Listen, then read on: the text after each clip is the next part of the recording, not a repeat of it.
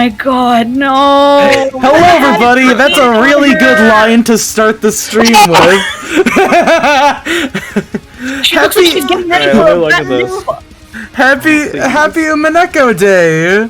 Fuck you! I'm celebrating it by playing an Undertale Deltarune metal cover song while I put Family Guy edits on the fucking stream.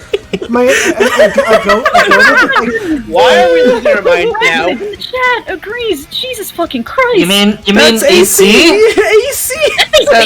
That's AC! Yeah, that's Yeah, That's been 173. I have no relations to that man. I mean, to that person. You don't know. You are AC. Here, I'll put on Last End Conductor. That's a song. There we go. Oh wait, fuck, you guys don't know about that one yet. Oh shit, I was thinking of Liberated Liberator. I was about to say, like, they don't know that one. What the fuck? Are you I love you, Noir. Taking a lot out of you. What? Oh fuck. Was doing something Okay, this is turning out to be both funny and messed up. So, did anybody else at Facebook go down today? And all you see I don't have Facebook. Oh yes. Good on you. Is bio. No, we're done. We're done. Family Guy is yeah, now banned. I could get you DMCA'd. Oh, I'm making a fucking Mirage Coordinator. You guys haven't heard Liberated Liberator yet? To answer the question. There on we that go. fucking That's a nice Umineko song. Sorry, Ramen. I won't apologize for anything, Ramen. Hey, you should listen to that 173 guy. I think he's onto something. Alrighty then. So with that out of the way, with what I would describe as hijinks out of the way, let's just go ahead and start up the bullshit. New rule: if I hear any of you motherfuckers bring up Family Guy in the middle of this session, I will bring down God. Duly noted. Roboot, we are not doing a Senran Kagura stream. You cannot make me. Bro, that's my stream. I was gonna say, that's Joshy's job. You really gotta fix that. Well, you look like you have a job to do now, Joshy. What do you It's mean? coming after Undertale, which comes after Danganronpa V3. You really gotta fix that, that Catboy Otome visual novel meter. I don't know. I think it needs reset. It's at 56, but it's actually supposed to be a 57. It says 55 to me. Is it? Yeah, I see 55. Oh, that's fucking weird. Anyways. Alright, that's enough Liberated, and that's enough Mirage Coordinator for right now. Now you're gonna hear seagulls. Alrighty then, enough fucking around? let's just jump right into Okanogi time. It's the guy you all wanted to see. Okanogi foods. Give it away now.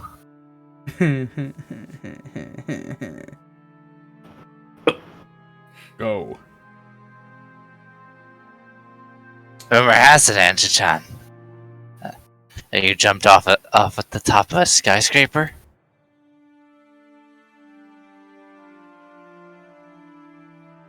Whenever Khan is ready, I guess.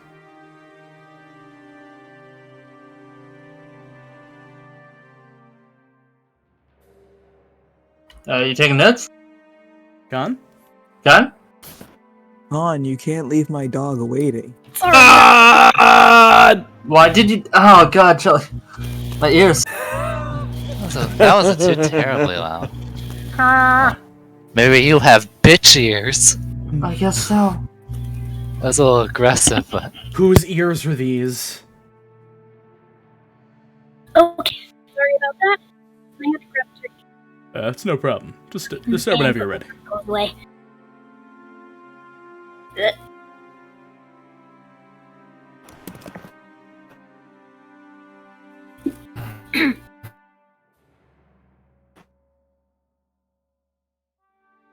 The groupies were getting annoying, so I thought I'd give them the slip.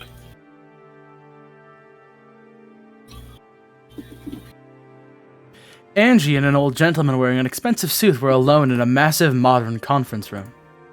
All the newest machines for presentations were installed there. But they didn't upset its refined and composed atmosphere. And that alone was enough to make the business-like theme of the room abundantly clear. However, that didn't matter at all to Angie. She carelessly sat in a high-class chair that executives making a salary of several 10 million yen probably sat in, looking aloof from the world. It's because I knew they were remodeling on a lower floor and had a safety net out. Angie talked about it like it was no big deal, but in reality it had become a miracle among miracles. I think that she'd shot through several layers of safety netting for the remodeling project, been caught in a multicolored banner adorning the atrium and slipped off, only to be softly caught by a final banner land on the ground without a scratch, and then briskly leave that place. It put Hong Kong movies to shame. Whether you knew there was a net or not, this is a 200-meter tall super skyscraper we're talking about, right? If things hadn't gone as you planned, there'd be a mess to deal with now. I figured that if I died, then I'd be dead and that would be that, more or less. Well, still I was testing my luck a bit. Call it youthful zeal. Saying that she'd had enough of that topic, Angie shrugged coldly. Seeing that, the old gentleman who was looking at the world below through the crack in the blinds cackled.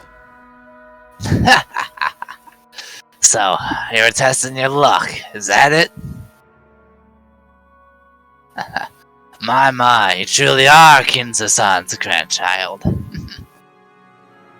A nerve to trust your life to chance. The chairman was also a woman who could stake her life on a bet like it was nothing, so maybe it's just you cheer me up, let it work. You really will make it big in the future. Please let me be blunt. Why not give up this running away from home act and return to the Sumadere family?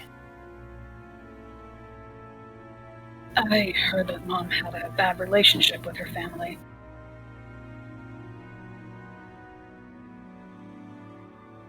I don't want to go to the house of people I first met at a funeral. It's you. The Sumaderas are Mom's family. They're an old family from Kyoto, and compared to Mom's frank attitude, unbelievably strict.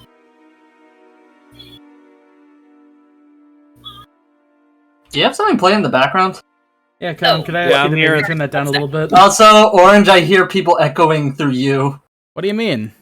I heard AC mic coming through your mic. I didn't hear Bill Kunogi. I don't know how the fuck that happened.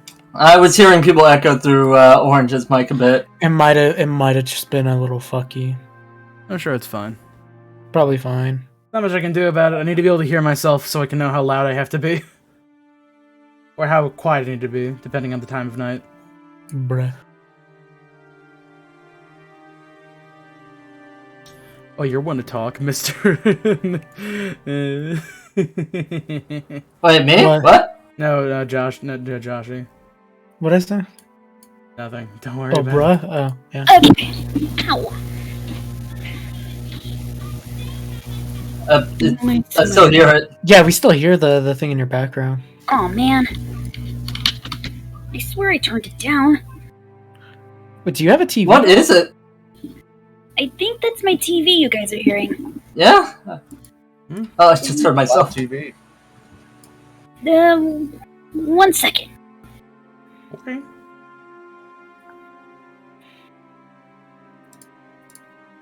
Can you still hear it? No. No. Not yet. I hear nothing. I hear nothing. Okay. The only Sumadera I'd been on good terms with was Grandpa, who was living apart from his family under the guise of retirement. Mom kept in touch with him too.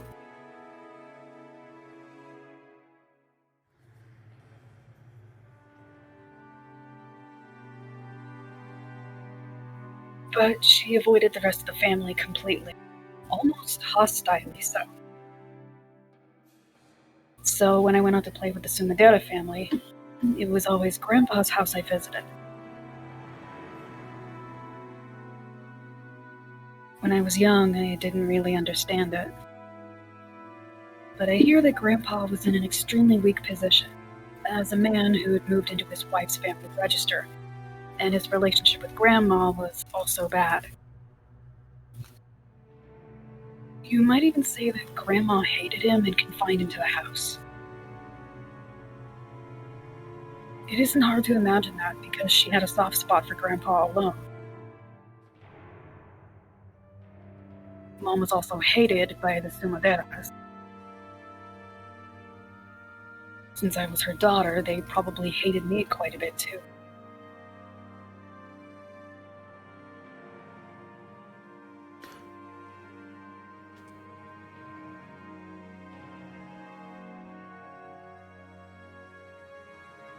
Give me a note on this. This could be important. Okay. And yet, they appeared for the first time at Mom's funeral. Shamelessly going on about how big I'd gotten. Like they could actually act like a family after all this time. When Aunt Ava died, I would inherit all the wealth of the Yoshiromiya family. If that wasn't what they were after, there's no way they would have been able to say such disgusting words. Well, it's not as though I can't understand your desire for self-abandonment now that you're alone.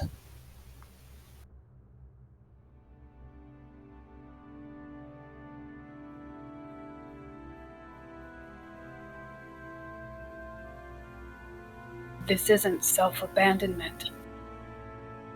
I'm just taking a carefree stroll now that annoying Aunt Ava has finally kicked the bucket.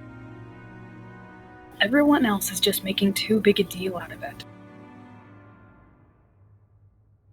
Of course, everyone's after the vast Yoshiromiya wealth I bear. They must think that becoming my guardian means they'll be able to do as they please with that wealth. Just how many people have tried to get close to me acting like they want to be a substitute parent? If you're hurting, please talk to me if it'll help, okay? After all, think of you as my own grandchild, NG-chan. Wait, is that him? I guess I'm pretty sure that's him. You know what, yeah, fuck it, AC did the line. Yo, so kinky. Who did you think it was? Yeah, like, okay, AC, like, I'm not crazy and think that was like Angie's self-thoughts. I thought that was like her imitating one of the Sumaderas, like talking to her. I'll read it in my voice. Just how many people have tried to get close to me? Wait, fuck, that's Angie. If you ever find that you're hurting, please talk to me. If you ever find that you're hurting, please talk with me if it will help, okay? After all, I think of you as my own grandchild, Angie-chan.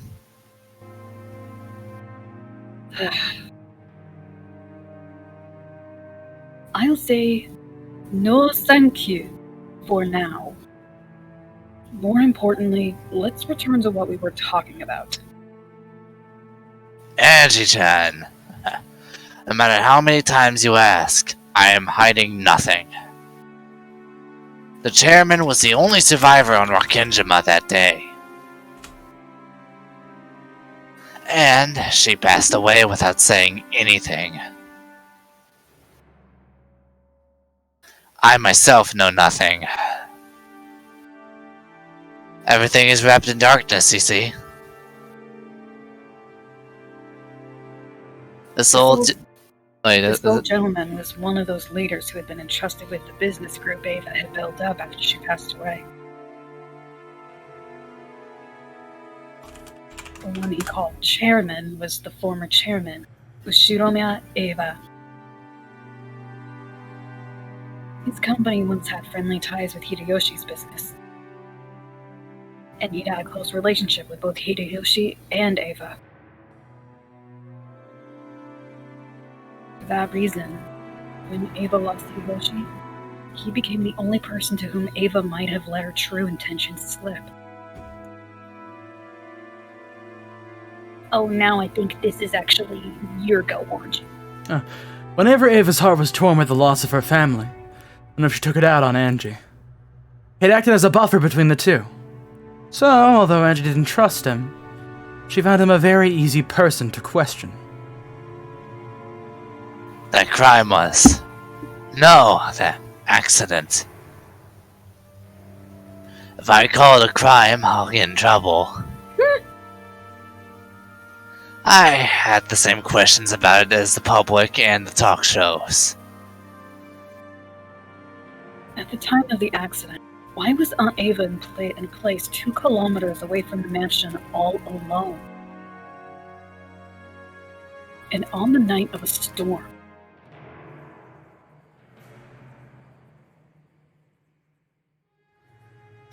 Back then, Kinzo-san... Wait, is this you or... No, it's you. Back then... Huh? Back then, Kinzo-san was unsure as of whom he should select to be his successor. Officially, he decided on his son, Kraus-san, but he didn't have much trust in that man. Cut! So, to fairly determine a successor from among the 4 siblings, he made this game-like test called the Riddle of the Epitaph? Ostensibly, yes. Kinzo-san probably planned to make Ava-san the successor from the beginning. He wanted to withdraw his own rule that the eldest son be the successor, and so Kraus-san leave the family to the extremely diligent and brilliant Ava-san. A new rule about giving the inheritance to the one who solved the epitaph was probably nothing more than a farce to snatch the position of successor away from Kraus-san. What do you mean by farce? There was no need for anyone to solve that epitaph. Once it had been displayed for an appropriate amount of time, Kinzo-san could just call Ava-san, whom he truly wanted to succeed him, and give her the answer. In other words, that itself would provide proof of her succession to the headship. This isn't something they've brought up on the talk shows, is it? Well, once you bring up the succession of the headship, conspiracy theories tend to rise to the surface. I'm no fool myself. I won't go out of my way to say things that could invite misunderstandings, you see?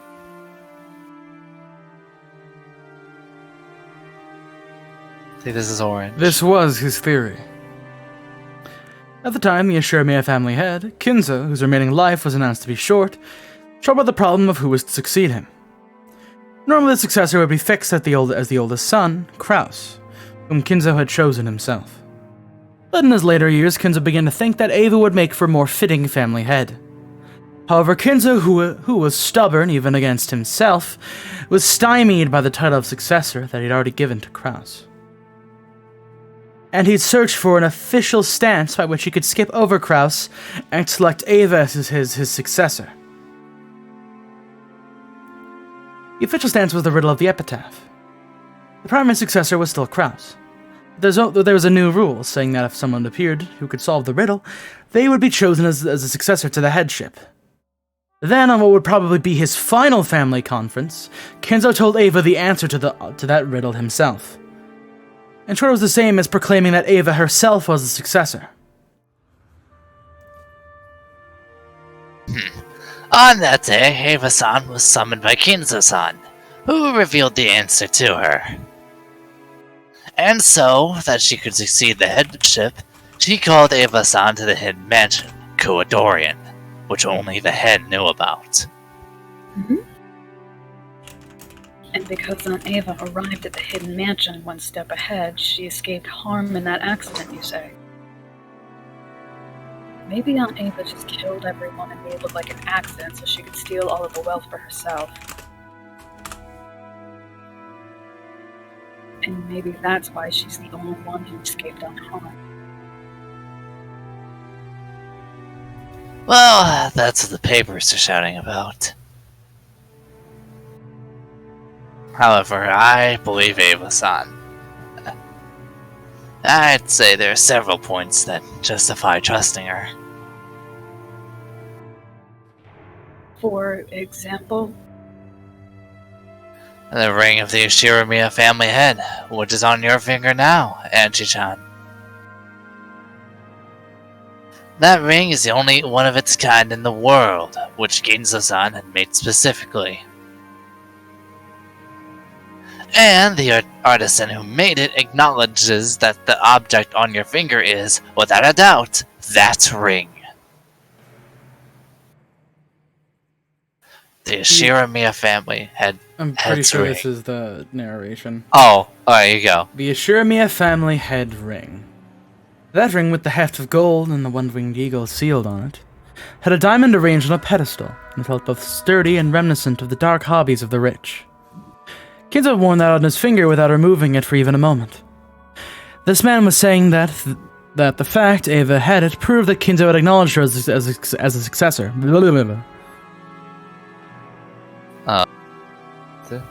After all, Ava-san certainly did have that ring. And, if you take into consideration that Ava-san actually was talented, and that Kraus-san had made a fool of himself several times on the business scene, I cannot imagine that Ava-san's story is completely made up. Although there's the possibility that she murdered grandfather in order to steal that ring. Ugh.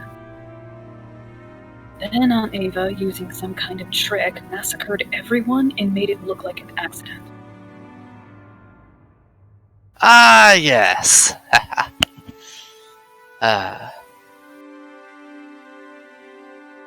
It seems the papers are saying something about her massacring everyone, with keeping all the wealth to herself as a goal. True, Ava-san was a person capable of holding back nothing when she was determined to accomplish something. Or she may have committed murder just once in her life, if a chance for keeping all the Ushiramiya family wealth for herself presented itself. However, I don't think that happened. So, what's the second point that justifies your trust in her? Ava-san's family. Bullshit. Hideyoshi and George Gun. It might be difficult for you to believe all of a sudden, Anji-chan, but Ava-san was a person who treasured family greatly. True, a part of me didn't want to believe it or acknowledge it. But I understand vaguely.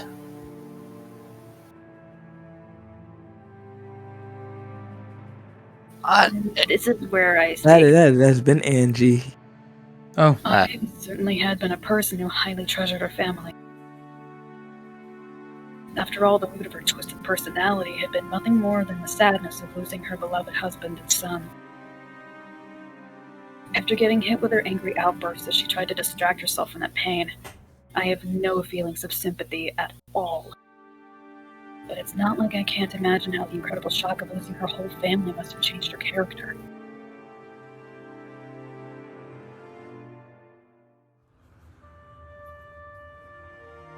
You're saying there's no way Aunt Ava, who loved her family, would throw away her husband and her son? That's right. Even if Ava-san really was the culprit and massacred the entire family, making it look like an accident, she most certainly would have spared her husband and her son.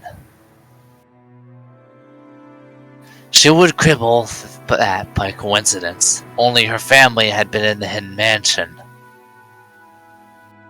If Hideyoshi-san and George-kun had been safe, I even would probably suspect Ava-san. I truly cannot imagine that Ava-san's wailing at Hideyoshi-san's funeral was an act. Sounds like both points so far are just circumstantial evidence. That isn't the same as physically proving Aunt Ava's innocence.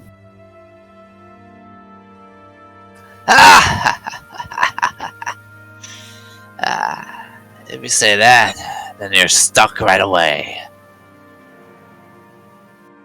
Ava-san was the only survivor. And she says that this is the truth. But no one can prove her innocence. Yes, that's right. And no one can prove that she committed a crime either. And the final point that justifies trusting her is the police. After all, it was such a flashy crime. The police were being pushed forward by a public in uproar over conspiracy theories, so they must have investigated Ava-san thoroughly. It was easy to feel something unnatural about the claim that Ava had avoided the accident. I think this is the general narration. Is this general narration? Was there a... Yeah, there was a quote at the end of that general narration.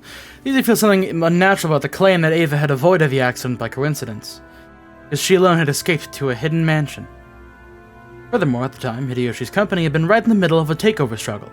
In order to buy off the big stockholders, she wanted a large sum of cash. It shouldn't be too hard to find a motive there. As a matter of fact, there had been nothing at all that implicated Ava as she went to the family conference. Nothing unnatural was found on her that could have been used to brutally murder her family and make it look like an accident. The servants who escaped harm by being off duty on that day also stated that they hadn't seen anything strange regarding anyone related to the event, Ava included. Putting all that together, Clubby concluded that that Ashuramiya Ava had headed to Rokenjima for a normal family conference without any change, and encountered an accident. The police looked so intensely, and they still couldn't find the evidence that it was a crime. They reached that conclusion themselves. Doesn't this resolve the Rokenjima suspicion? That just means that the police couldn't find evidence that it was a crime, right? There's nothing I can say to counter that. And it becomes a devil's proof. To expose it as a crime, you would simply need to find evidence. But what could you possibly find to prove her innocence? It's impossible to prove a negative fact. Did Aunt Ava commit a crime, or did she not?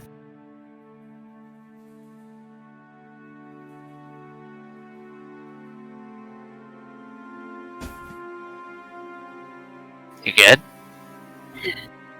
Yeah, Hey, I'm Chief. good. Because we can't find any materials that'll let us say for sure, the truth will remain a mystery. That's what you're saying, right? That's it. Phrase in a matter you'd prefer, that's what it amounts to. It was impossible, even for Ava-san, to prove her own innocence. On that island, an unfortunate accident occurred. And Ava-san survived by chance. And we don't know any more than that. In short, it all comes down to whether you believe the story of the only survivor, Ava-san, or not. I believed. The ring and her praiseworthy love for her family. And the tears she shed at that funeral. Taking all that into consideration, I decided to believe her story. But I don't believe. If she wanted to steal the ring, there were probably many ways for her to do it, and no one knows if her relationship with her family really was that good. no one can prove that tears at a funeral are real. Anyway, I hated Aunt Ava from the very beginning. So I don't even want to believe her.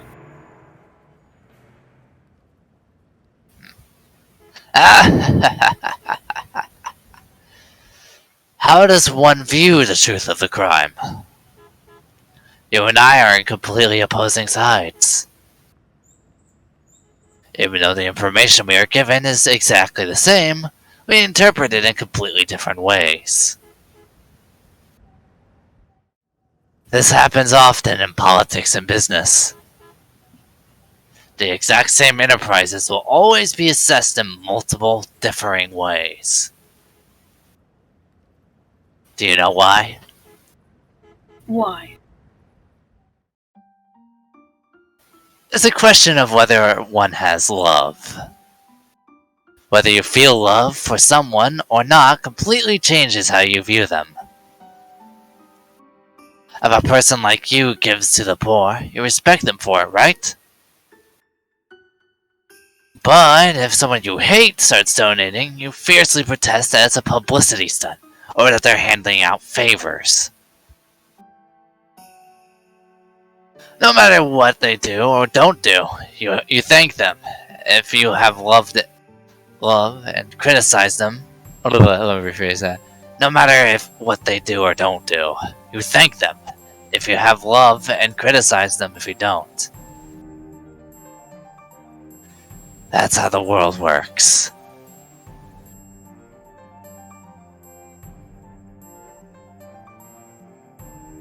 Can Aunt Ava be trusted, or can't she?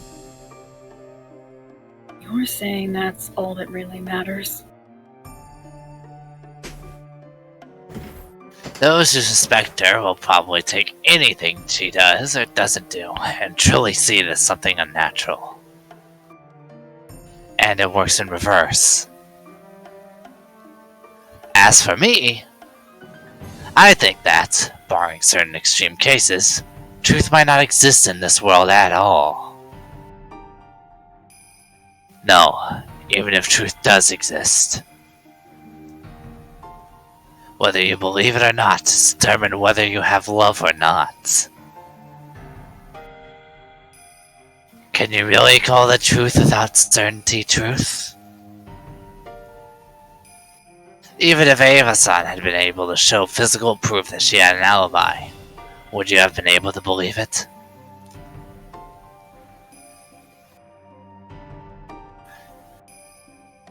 There's no quotes. I think it's narrator. It's hard to counter that. No, this is Con. Yeah, this is me. I hate Aunt Ava, so I'll probably deny any information beneficial to her. And interpret any neutral information in a negative way. In other words, the truth is already decided inside me. So just what in the world is this truth that I'm still searching for unsatisfied?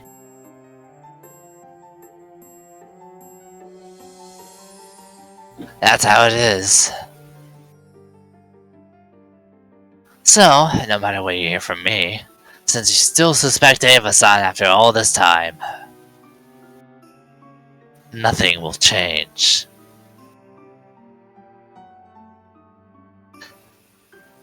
At the very least, even if you were to grasp a piece of the hitherto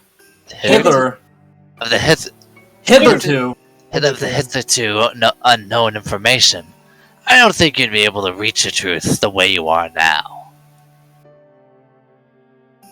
So I can't reach the truth? After all, no matter what kind of new information or proof you find, Anchi-chan, it won't change your stance that Ava-san's the culprit, right? So it's pointless to investigate anything more.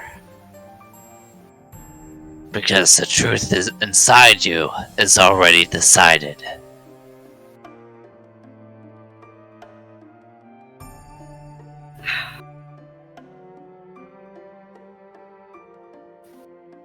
Still you. However, if you stop assuming that to be the truth, if you wish to struggle further towards the deeper, real truth, there is a single way. I believe I've already mentioned it. But do you know what that is? Is it love? I don't really know what you mean.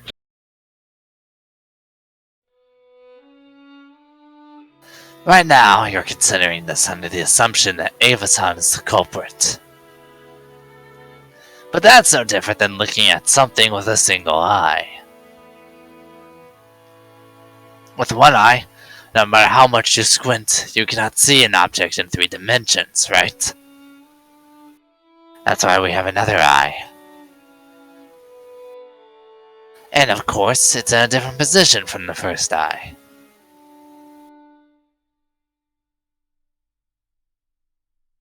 You're telling me to look at things based on the supposition that Aunt Ava isn't the culprit. Or else that it was a real accident? Yes, that's correct. When thinking about anything, you should always try to look at it from different perspectives. If you don't, you won't understand anything about what is real. It's the same with newspapers. You can't see everything from the single viewpoint of a writer who wrote an article in a single newspaper. Sometimes you can only process information composedly and in 3 dimensions when you read multiple newspapers. Without love, the truth cannot be seen. Sounds nice!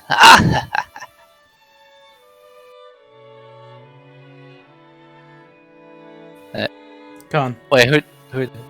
Maybe he thought it interesting that such a flashy phrase would pop out of his mouth. For a while he laughed, looking pleased. At the same time, he was telling me that he said everything he knew. And that it was about time to leave. I understood that and got to me. I do understand your feelings, Anchi-chan. You should do as you like for a while, until you're satisfied. You were 6 years old at the time. I understand how you must feel after losing your family before you can even understand what that meant. And how you must still be unable to sort out your heart. You may learn the truth and you may not. Ava-san may be the culprit and she may be a victim. I pray that you find the truth that you believe in, Anchi-chan. A journey at such a young age may prove a valuable experience.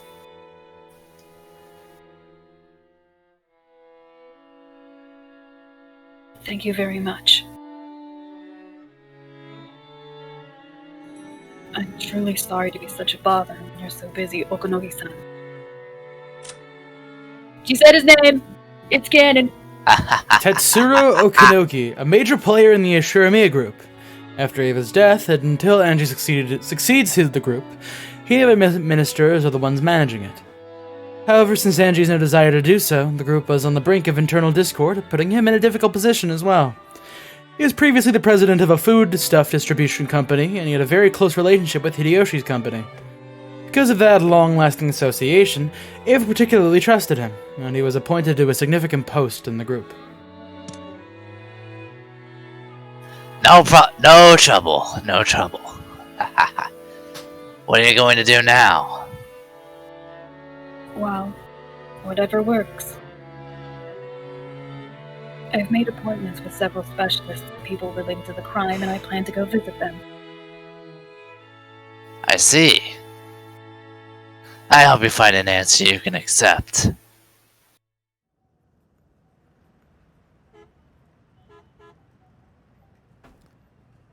At the time, company president Okinogi's secretary came in, handing him a memo over his shoulder. He read it and looked between it and my... Oh, fuck. Oh, yeah. He read it and looked between it and my face. Angie-chan, my apologies that this comes right after telling you to try going on a journey, but I have some information you should let an ear to. It looks like you're in a bit of a nasty fix right now. People after my money? I did just inherit over a quintillion amount of dollars. Yeah, that'll do it. There's a bunch of red dots in through the window. This is why money is stupid. Yes, but if you sell off all the wealth, trying to donate the whole sum to a public welfare, you'll make the eyes pop up of those people optimistic about their chances with your fortune. Oh, the Sumadera family? Those guys act so proud like they're my guards or something. I haven't forgotten Aunt Ava. There's no way I'll put myself in the care of the Sumadera family. They probably want to, as if Aunt Ava often threatened in the past. Cut off my arms and legs, throw me in a warehouse, and suck the Ushidamiya family's wealth dry from my bones.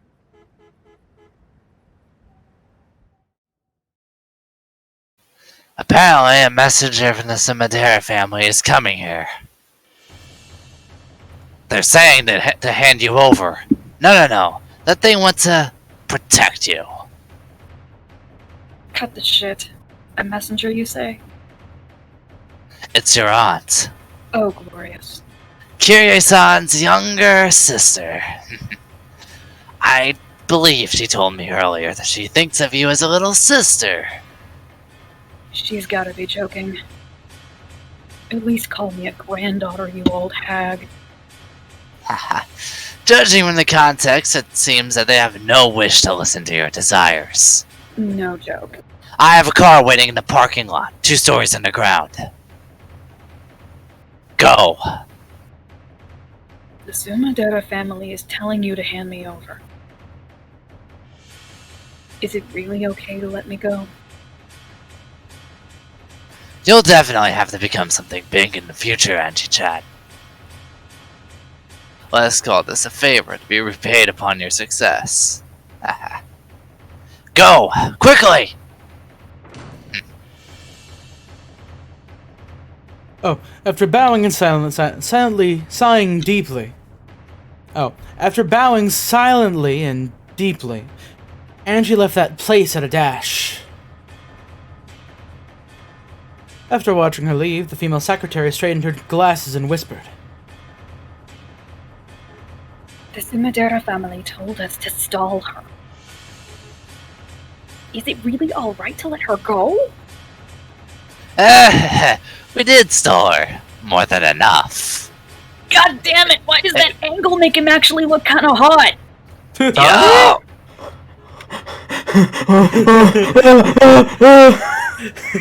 Let me move my bang so I can hear that again. What? Taneko, I thought you didn't like men in general. I don't, but I can still recognize whenever characters look hot. Does he? International sex icon Tetsuru Okinogi. Secretary, be real with me. Do I still got it? Unfortunately, sir. If they still don't make it in time, that's their own fault. I told Angie-chan to run for it. I informed in Sumaderas that Angie-chan would be coming. Whether she's caught or not, I will not be blamed. Yeah, everything in this world is love, you see. Don't worry, she'll escape. After all, that child's capable of leaping off a building to shake pursuers. Okinogi looked down again through a crack in the blinds, muttering, Nope, definitely couldn't do it. Angie wasn't a fool herself. She got off the elevator, but on the 3rd floor. Oh, shit just got real, didn't it? Attacks in this. Oh, this is actually you talking. A taxi in the second level of the basement. That's so neat and clean, and I don't like it. It's probably better to refuse for now.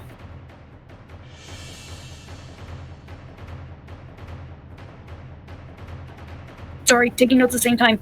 Understandable. But my enemies aren't fools either. They're probably waiting in the first floor lobby as well as the underground parking lot. It's such a massive building. Instead of getting anxious and escaping outside, maybe it's better to stay inside and wait it out. No. Damn it. If they get their hands on a security room in a modern building like this, I'll have nowhere to run. This entire building is like a massive dead end.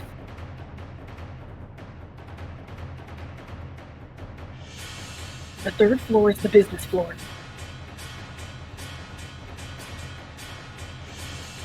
A young girl like me will clearly stick out.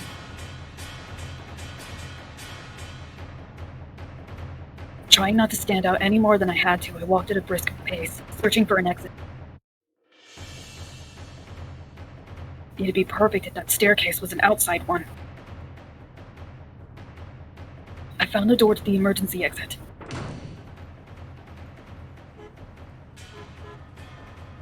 After opening that heavy door, I found the outside staircase that I'd hoped for.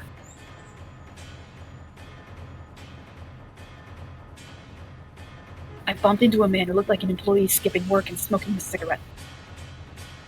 After glaring at me, he quickly crushed out his cigarette and went away. It looked like there was no one below. If I'm gonna escape, now is my only chance.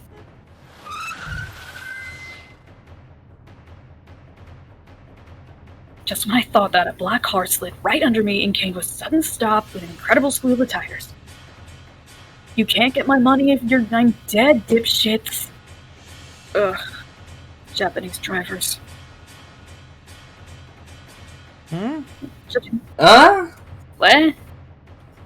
What?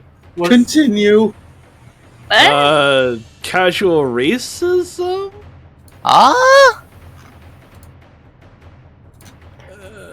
Didn't that? Was that? Wait a minute. Was that actually said? No, I just wonder where did Japanese drivers come from? I think I'm just getting way too into her role. She's Japanese! Yeah, I don't think Angie's gonna be casually racist. Oh boy. Don't worry about it. Don't think about it. Don't think about it. Just go. I'm thinking about it now! Oh boy. No, nobody cares. Nobody cares. You know, I'll solve the problem. I'll just say the N-word. No! Then Orange is getting DMCA'd!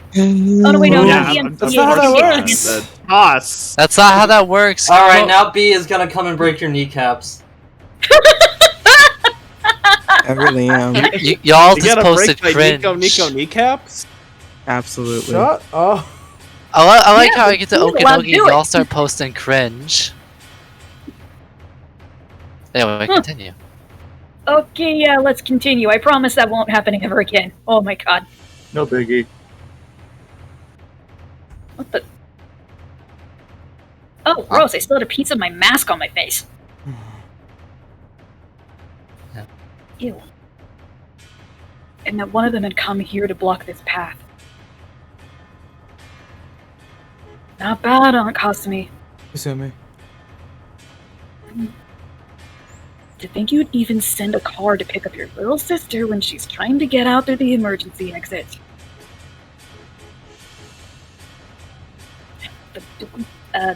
Bam, bam. The doors of the car were forcefully opened and 3 black-suited men jumped out, looking up at the emergency staircase. Crap, our eyes met. 12, target found. North side of the emergency stairs, 3rd floor. Send support. And she saw. What? Yeah, go. Go. Try not to move from there. Forgive our roughness. I will forgive nothing. The 3 of them began to clamber up the emergency exit. They've already announced they plan to be rough. This is pretty bad.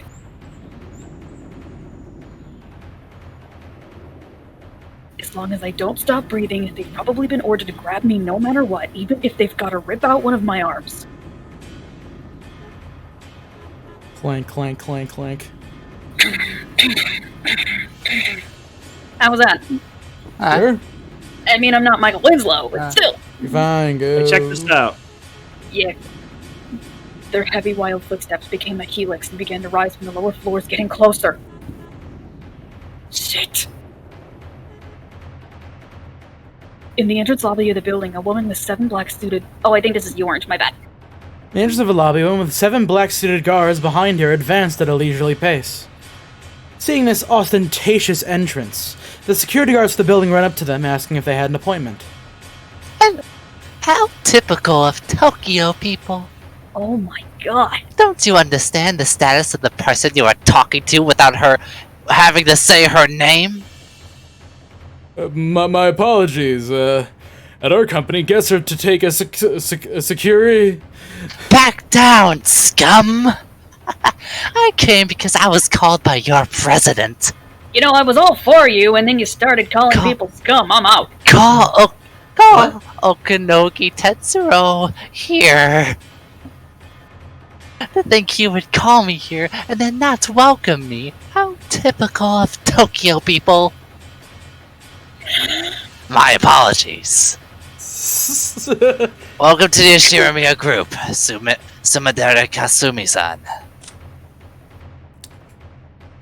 Sumadera Kasumi, daughter of the declining noble family of Sumadere, Shiramiya Kirie's younger sister. She hates her sister Kirie so much that she loathes everything about her. So she also strongly hates Angie. She is the opposite of the freewheeling person Kirie was. And holds appearances in high regard, possessing a strong ambition for philanthropy.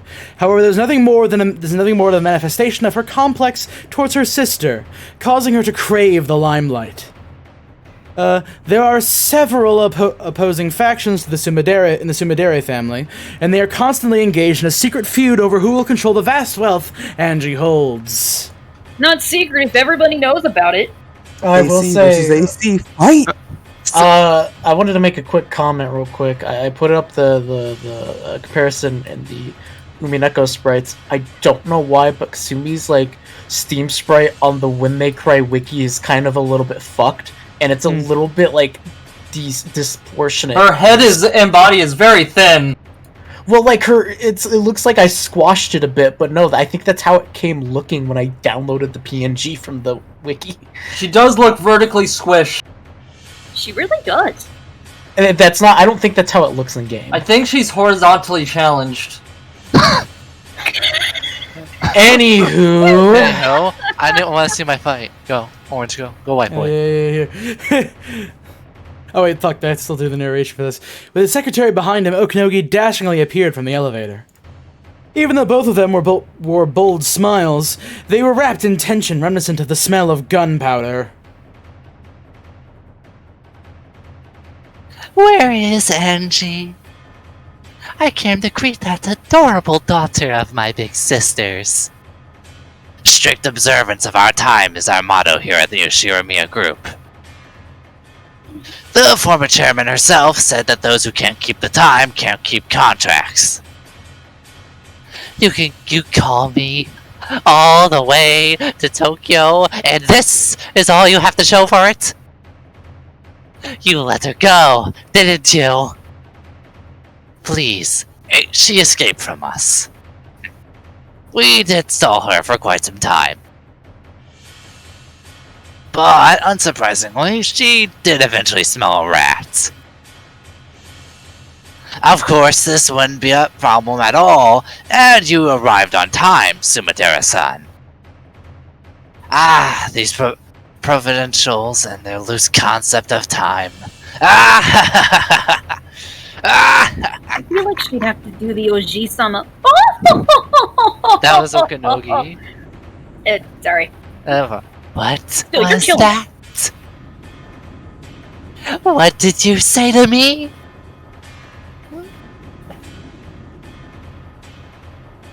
You couldn't sense any of Kiria's open frankness in Kasumi's voice. She wore the arrogance of the ancient Sumidera family toward the ruined Ishiramiya family. As well as pride, because she didn't want anyone to notice that her family was declining so much they couldn't ignore the Ishiramiya family's wealth.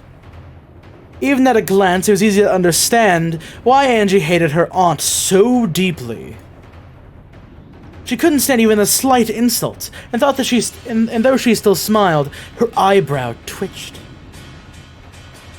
At that time, the black-suited man behind Kasumi whispered to her. Angie-sama has been found. We are currently dealing with her. She just got real. Oh, I'm glad we made it in time. Thank you, Okinogi. It seems I could finally take my mischievous niece home. I've waited so long to talk with that girl in my tea room with all of the tools prepared. What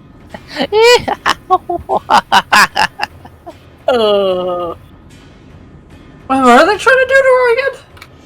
What do you mean? All they care about is the inheritance. Oh. All they care about. All they care about. This is Andy As the now. violent sound drew a helix, it rushed up at me from below, threatening to swallow me up. Of course, even if I fight, there's no way I'll be able to win. And yet, running into the building would be like jumping into a dead end of my own accord. My enemies will increase in number with time. If I don't do something here and now, I won't have any more chances to escape.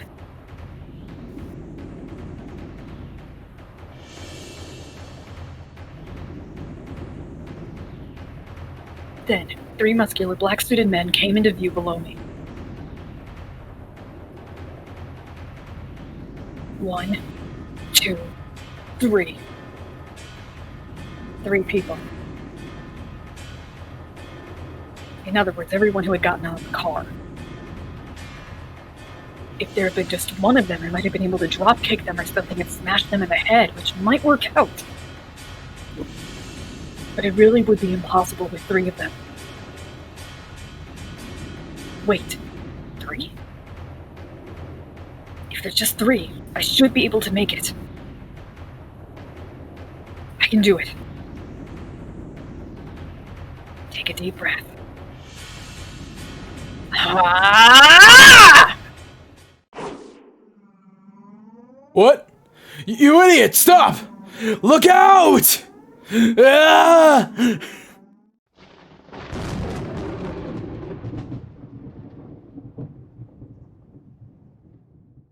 Different one.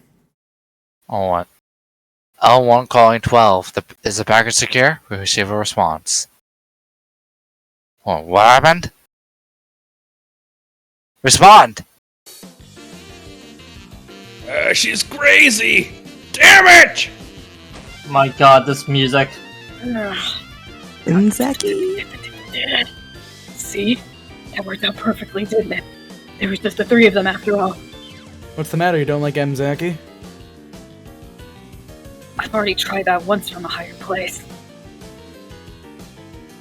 I knew I'd be able to jump down just 3 floors. It's a good thing the car they came in was right beneath me. Even if it wasn't as pleasant as a trampoline, it broke my fall. A little gently, a little roughly. How rude. You didn't have to dent that much. The roof of the car broke my fall, leaving a massive dent around my body. Car roofs are surprisingly delicate. I don't think it's because of my weight. Sorry, Angie, you just have a fat ass. Jumping down. It seemed they now realized that they've been outwitted as they were rushing down the stairs. I've got to run and escape while I have the chance.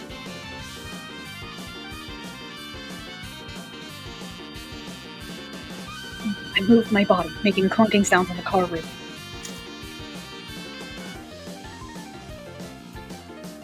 but I'd been naive. Of course, they wouldn't all rush up the stairs without leaving one person behind.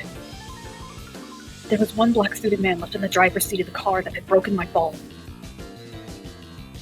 He stuck his head out the window, and when he realized what had fallen on him, he jumped out. In a rush, I jumped off the roof, but the black-suited man's reaction was really fast. Either there was a massive reward for capturing me, or there would be some harsh punishment in store for them if they let me get in my way. 15! Secured! Secured! Kermit the Frog? Don't touch me like that! Let go! Pig fucker! I was mercilessly held down against the asphalt. I was being crushed, face down, covered, and pressed upon from above. It was a hold without a trace of elegance, but it was extremely practical and left me no room for resistance. I tried to push back with both hands, searching for a way to resist. I was being pushed down solidly, and I couldn't even tear myself off the asphalt. And another car came, squealing its tires as it slid to a sudden stop. Is it all over now? I believe this is actually, Chelly.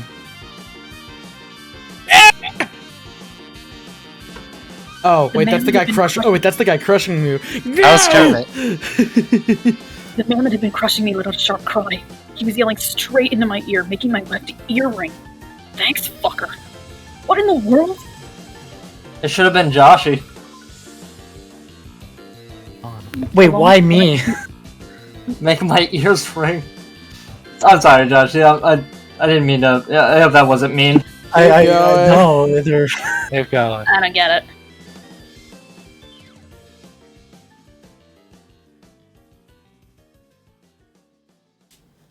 After landing face up, the first thing I saw was an arm stuck out right in front of my eye.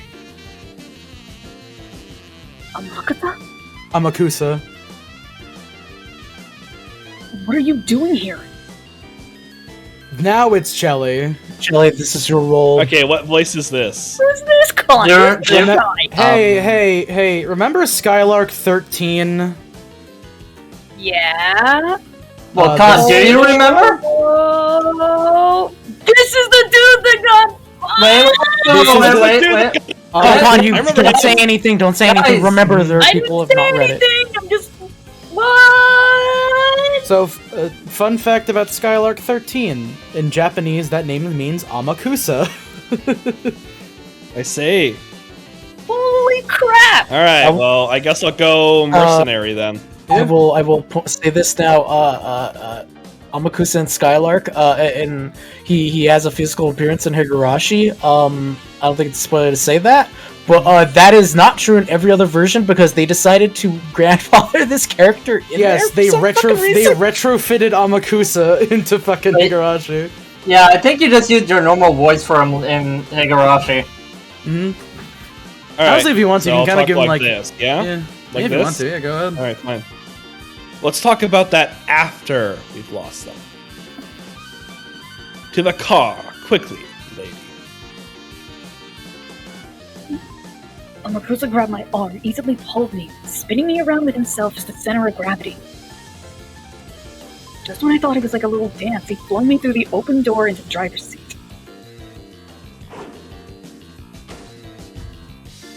I climbed over the handbrake and slid into the passenger seat. Pushing me in, Amakusa also got into the driver's seat. Amakusa. Maksa. Since we suddenly accelerated while I was still on all fours, I had to kick and struggle around in the chair for a while like a turtle that's been slipped over. Nor. Amakusa checked the rear view mirror for cars in pursuit, but he fled into the artery of the big city without lowering his speed in the slightest.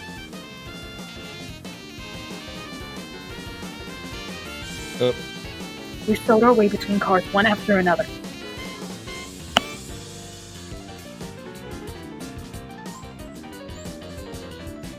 Just like a chase scene in some action movie. I was shaken by his horrible driving and trouble settling back down.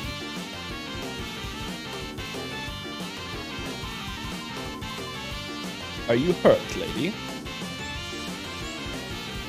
I'm fine. Humans are surprisingly durable. Next time I try to escape a downward-moving elevator, I'll just jump out a window instead. I guess air dives are a hobby of yours, lady. Say if you want to, you can kind of you can do like a little bit of a Dante, like, I guess air dives are a hobby of yours, lady. Do it. Lady. Well, he I guess does air have dives band. are a hobby of yours, lady. There you go. There you go. Perfect. Still, I'd recommend you grab a parachute next time. And I just almost finished DMC 5, so that device is very in my head. Sure, if I remember to do it after leaping. Cool. Cool. Cool. Yeah. Alright, This he is smacked the steering amazing. wheel. He smacked the steering wheel guffawing. Need an explanation for this flippant talking man? Wait, is this spoilers? Ah, he's fine. His name is Amakusa Juza. Amakusa. Amakusa. Yeah, I mean, you're trying to pronounce it like Yakuza. It's not how you pronounce it. Amakusa? Yeah, Amakusa. Yeah. Amakusa. Okay. He was originally one of Aunt Ava's guards.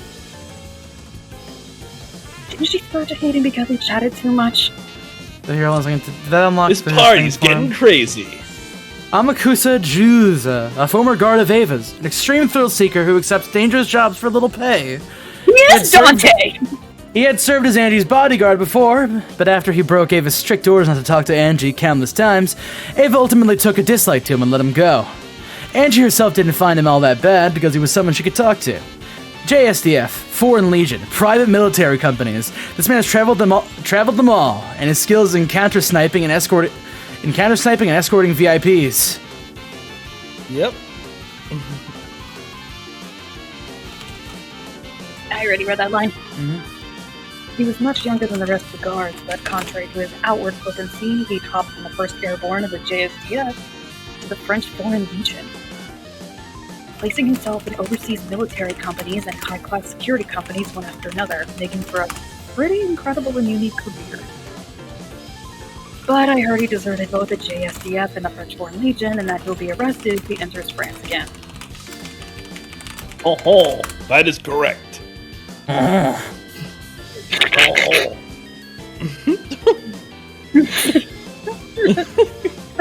sorry. That is too stupid to get that much left. Both of these flippant episodes were very typical of him.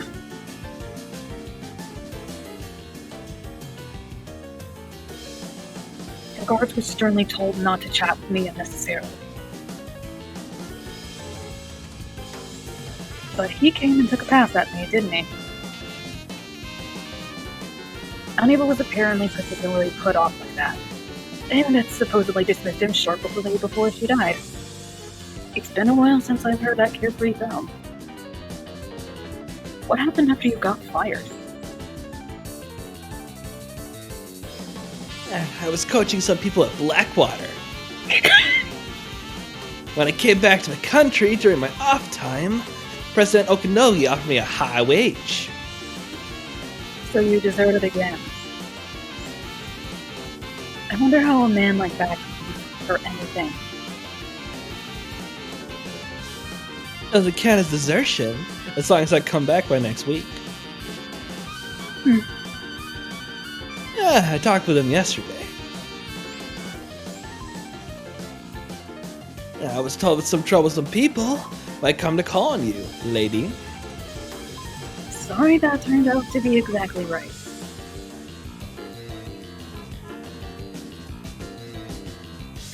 Yeah, my name probably came up since I know you, and I've got lots of crazy experience. This party's getting crazy. Thanks to you, it looks like I'm on a happy vacation, plus some pocket money. Maybe I can actually pay the electric bill. So, Okanoki-san employed you as my guard? He was probably trying to grab some. Sorry. Yeah, he was trying to buy some gratitude from you, lady. She just keeps calling her lady, and I'm just thinking of, lady. Yeah, whatever you say, lady.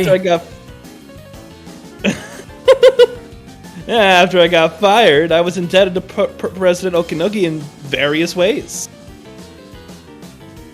He's got some dirt on me here and there, and now I can't say no to him. Yeah! Wait, no, that's something. Seems that getting indebted to Okanogi-san can be pretty costly later on. So where are you planning on taking me? Anywhere. Anywhere but here. I'm employed until the weekend. Anything after that, I'll cost you extra. Duly noted. Hey, you've got a shit ton of money. You can How afford much me. per day? I'll take 50,000 I'll double it. plus expenses. If you stop cracking jokes, I'll double it! What the fuck? No can do, lady. The period of employment isn't fixed yet. It might take several weeks. Yeah, that'll be tough.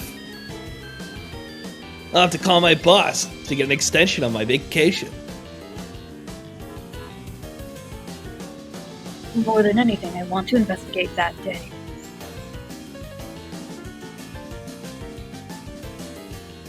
Is this about Rakenjima?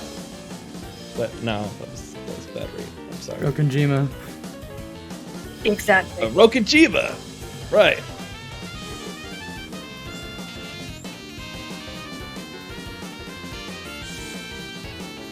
What happened on that island 12 years ago?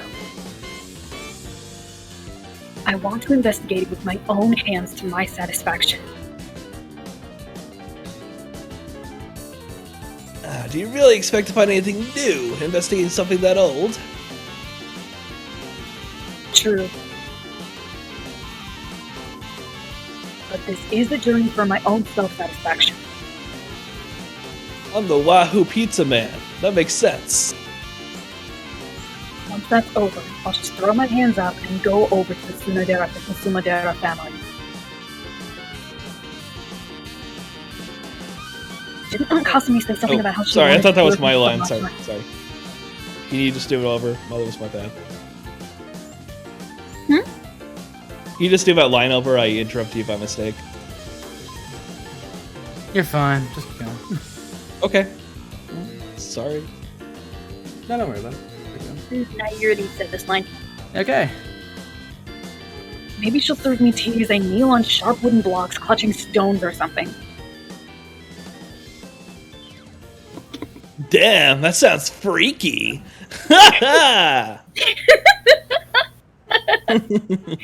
it. I'm having way too much fun with this. That's it. Amakusa is now Dante incarnate in this. Yes, please. Somebody please makeshift him over Dante's body with the red trench coat. Oh, jeez.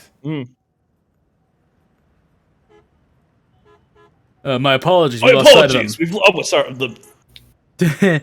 A single man thought to be an associate assisted her in the escape. Judging by his possession of a stun gun and his driving skills, he's no amateur.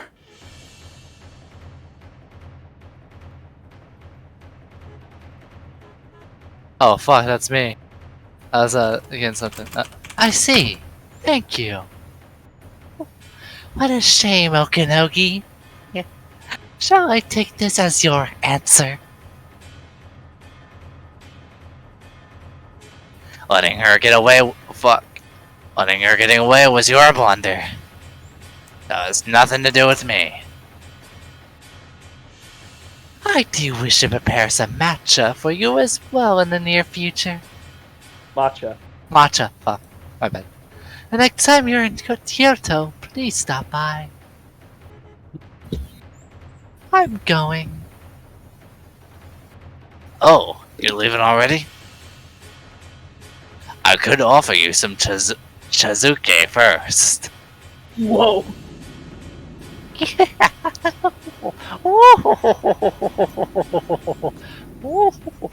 With her back still facing Okanogi, she laughed softly, with an increasingly shrill and hateful tone, using it as a substitute for a sharp parting remark.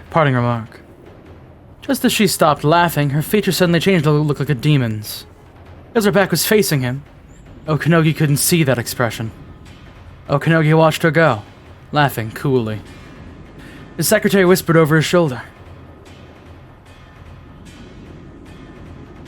Kanye with the secretary. Can? Huh? You're fucking... Are you sure about this? Lady Angie is our company's primary stockholder. If the Sumidori family becomes her guardian... I get it. But you know, we're the world-famous Yoshiramiyas. We can't let them take us lightly. Still, looks like that guy managed it pretty well. All that's left is to let Angie-chan do as he pleases. I'm counting on you, Amakusa. Kasumi-sama, the escaping car was a rental. Let's admit the display was a fake. We're clearly dealing with a pro. They'll probably abandon the car. Pursuit will be difficult. Should we have the police chase them? Yes. Shall we have them search for our runaway daughter? They are getting paid with our taxes, so the police must be of some use every once in a while. When I left the mansion, I boldly told the mother to leave it to me, didn't I? Don't you intend to embarrass me further? It looks like it might be better for me to serve some matcha for everyone at once, doesn't it? Our underground tea room is cramped, so you'll have to wait in line. No, we will search everything we have. She really is such a cute kid, just like Nissan. Especially with the way she freewheels and does what she pleases. Now I can't see anything but Nissan. I'm truly looking forward to it. If only I can invite Nissan's daughter to my tea room, right?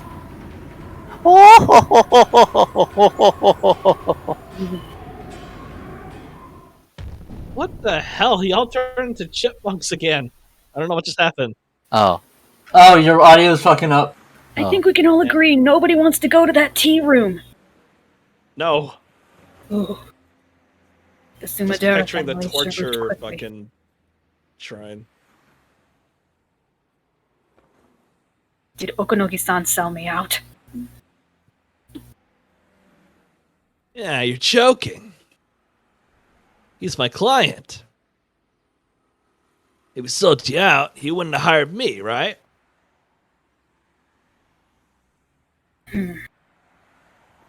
I guess that's true. Yeah, so that's why you got the elevator. Redo. Sorry. So that's why you got off the elevator at the 3rd floor. It almost sounded like Solid Snake.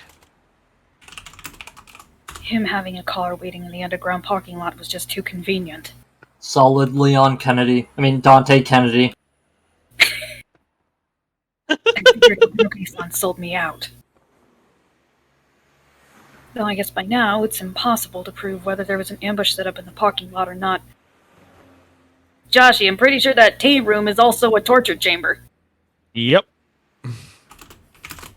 That's the joke. I see. That poor president guy. Yeah, looks like you didn't trust him a bit, lady. That car in the basement was mine. Huh? He was He was talking about you, Amakusa? Amakusa. Amakusa. Amakusa. Like, I find it funny that the one that knows Japanese is having the issue pronunciating it. Damn, pronouncing because it. she's trying to pronounce it Japanese. No, that's not. I'm pretty sure that Amakusa is how you say it in Japanese.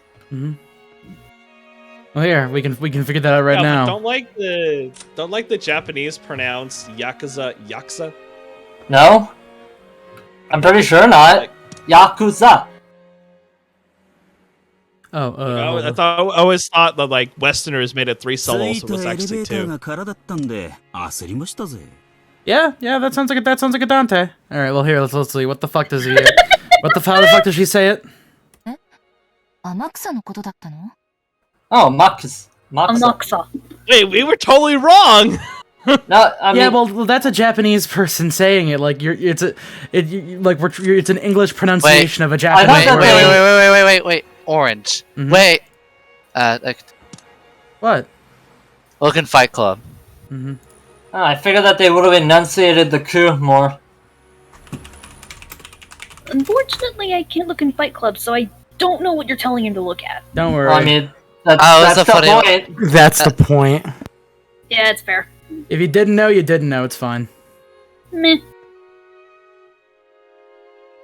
You don't want to know what's in there. You'll burn your eyes. I don't know. That when the elevator. I was interrupted. Sorry. You want to finish your thought? I said my thought. We just said it at the same time. You weren't interrupted. Continue. Yeah, I freaked out when the elevator came. It was empty. I wonder what would have happened by now if I had been listening in on the radio. Metal Gear. So what's going on? If I'd obediently believed Okanogi-san and gone to the parking lot, there would have been no need for me to do that jump from the 3rd floor. Yeah, pretty much, yeah. Well, it turned out okay in the end.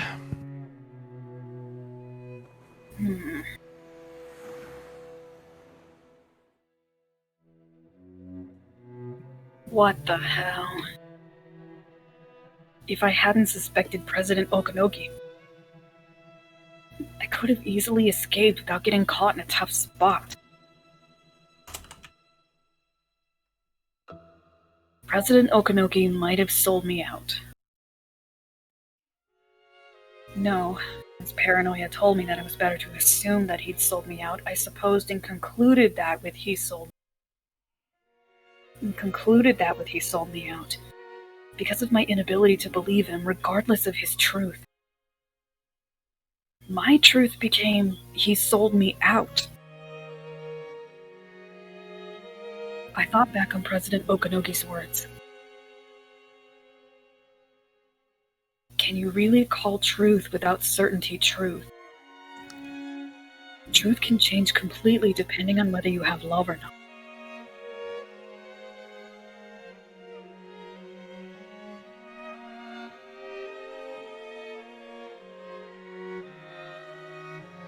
In the end, perhaps truth itself doesn't exist.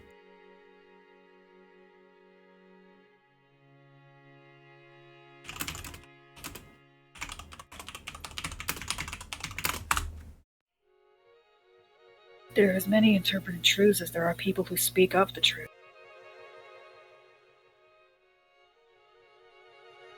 If I can't accept something that fluid as truth, where does the truth that I really want to find exist?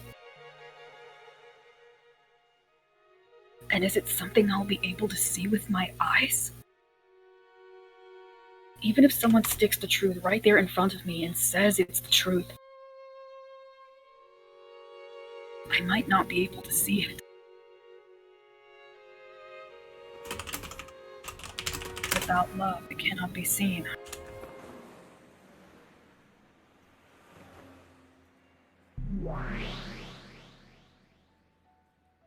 This fragment of yours is very lively. It doesn't bore me. You told me something. You commanded me to search for the truth 12 years ago. But there's something I'm not getting. What's that? What is truth? There are as many truths as there are people.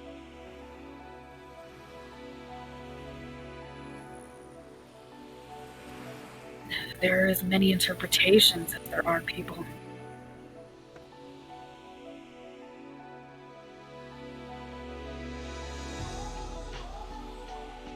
Sorry, taking a note quick. Okay.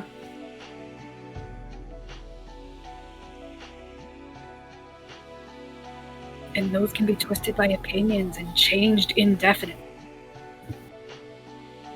Is it true, really that unfixed and vague? That's right. Truth is unfixed. It can be like a particle, or like a wave, and it can hold conflicting forms at the same time.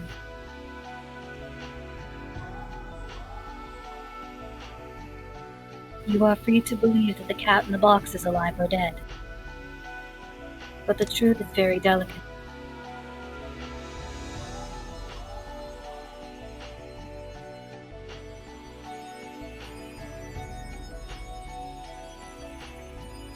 But the truth is very delicate. It can change its appearance just by being observed. You're talking about stuff like Schrodinger's cat box? Nonsense. If you open the box, you learn the truth. Discussion about what happens before you open it is just an armchair theory. That's right. And yet, in order to deny that abstract theory, you need to open the box. It is impossible to negate any idea about the contents of that box that cannot be opened. This is what truth is. As long as truth isn't denied, it keeps its form.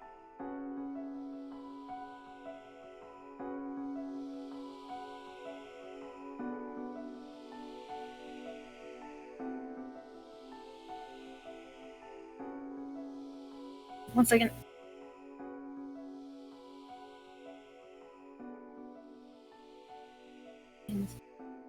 Form. Got it. That's right.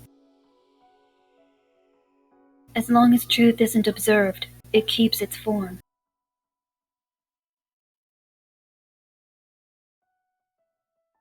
In other words, if it isn't exposed, any reckless statement can suffice as truth.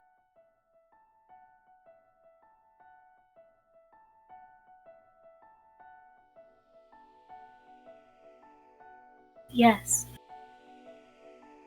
Even if they contradict each other, endless ideas can exist as truth at the same time without being negated. So even something as screwed up as my family being captured by the Berkenjima witch and shut up 12 years ago for all eternity can exist as truth as long as we don't know what happened 12 years ago.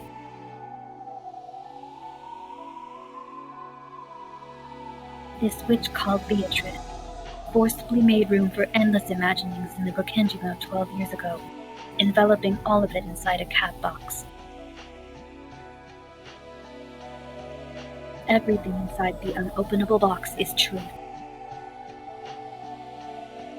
That's right. We don't know what happened on that island, so it becomes endless.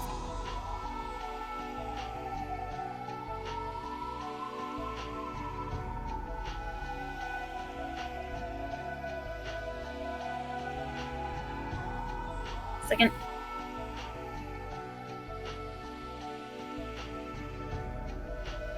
That's assuming no one opens it up. I just have to wrench it open. But box was closed up 12 years ago, and I don't even know where it is. Even if I visit Brikenjima, just what can I learn about what happened 12 years ago on that desolated island? Who knows?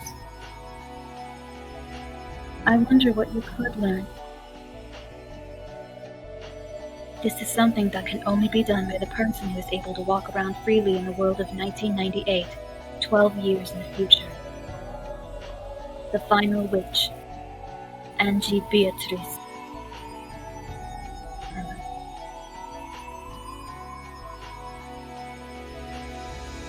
Beatrice's game board lasts 2 days, from October 4th, 1986 to the 5th.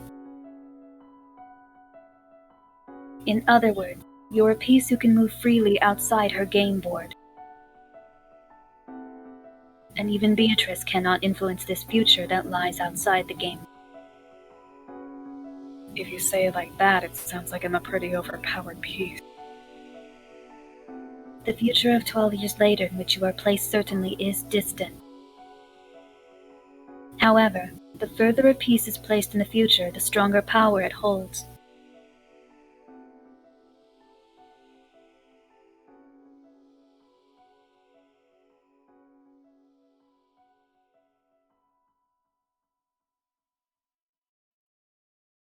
I told you, didn't I? The truth changes its appearance when it is observed.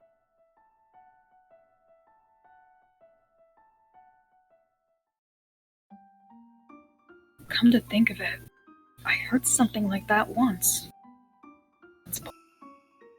Even if one day, all of a sudden, a star in the constellation Centaurus were to explode, the light from that explosion would have to cross 4.4 light years, so it would take 4.5 years to reach the Earth. That's right. In other words, even if the sun in Centaurus has already died, people on Earth won't be able to perceive that fact for 4.5 years. Because no method of perception exists that is faster than the speed of light.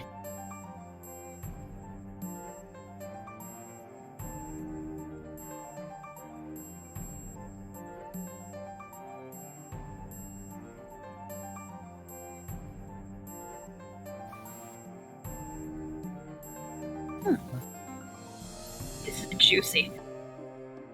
When we learn that the sun in Centaurus has exploded, we Earth people will paint over our history of 4.5 years ago with a new truth. We will revise history with a new fact, that it exploded 4.5 years ago. However, for the 4.5 year period until we learn that, despite the fact that it has already died, the mistaken truth that the sun of Centaurus still exists will be able to exist as truth. The truth of the future wins against the truth of the past.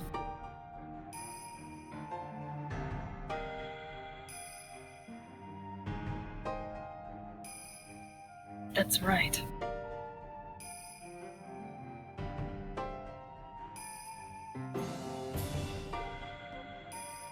By itself, the Brikenjima accident gave rise to nothing but suspicion of a conspiracy involving Aunt Ava and Yoshiromiya family assets. Later on, it was dramatized and linked to the occult, and the conspiracy was painted over by the legend of the witch. Even though it was clamored over as a conspiracy at the time of the crime. Later on, strange occult theories which claimed as the work of a witch ran rampant and began to paint over the truth of October 5th, 1986. The conspiracy theories will probably be forgotten over time. And only the more bizarre, impressive witch theory will continue to remain a superstition, eventually covering up the conspiracies. That's right. False truth that exists before the light from an exploding star reaches Earth is almost like the conspiracy theory, which is a human theory. The wine bottle with a letter in it that drifted ashore several years later the message bottle. Painted over that theory and made things return to the occult theory, which is a witch's theory.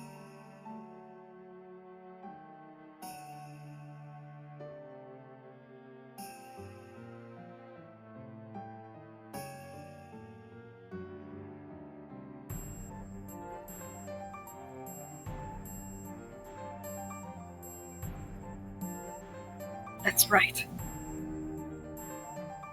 A witch didn't exist during 1986. The witch took control of Rekenjima because she was observed several years later by us humans of the future thanks to that message bottle. A small revision is necessary. The witch could have existed during 1986 as one of many endless possibilities that can exist. Certainly. She'd disappear if she were observed, so she curls up inside the cat box. That's what makes this message in a bottle so nasty.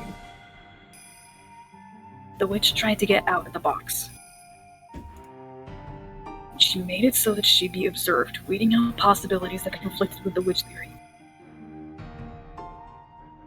In other words, to make it impossible to negate her, she negated all possibilities other than the witch theory.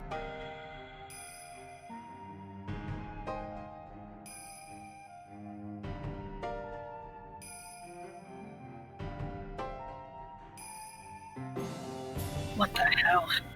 So in other words, Beatrice satisfied the Devil's Proof with a frontal attack.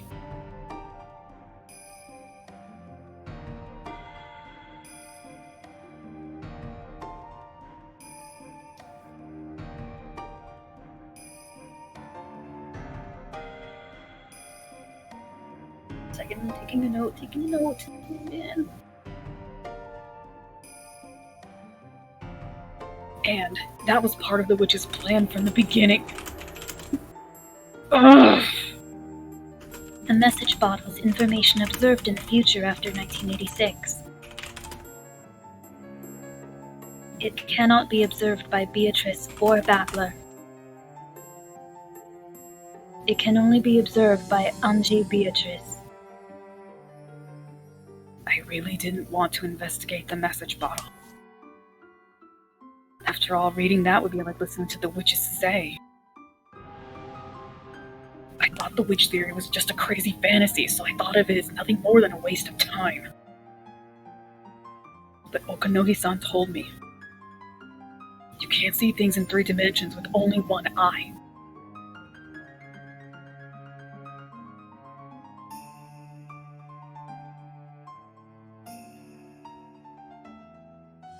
You mean that while looking at it from the viewpoint of denying witches, you must also look at it from the viewpoint of accepting witches. That's a correct way of thinking.